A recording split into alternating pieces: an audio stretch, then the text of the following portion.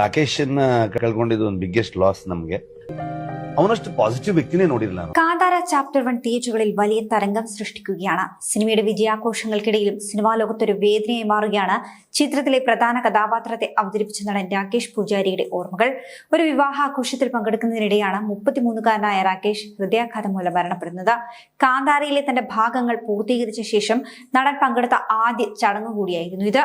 സിനിമയിൽ പെപ്പെ എന്ന കഥാപാത്രത്തെയാണ് രാകേഷ് അവതരിപ്പിച്ചത്. കാന്താര ചാപ്റ്റർ 1-ൽ ഏറ്റവും കൂടുതൽ കയ്യടി നേടിയതും പ്രേക്ഷകരെ ചിരിപ്പിച്ചതുമായ കോമഡി നമ്പറുകൾ രാകേഷിന്റേതായിരുന്നു. കരിയറിലെ തന്നെ ഏറ്റവും പ്രധാനപ്പെട്ട വേഷം കൂടിയായിരുന്നു ഇതെന്ന് വേണമെങ്കിൽ പറയാം.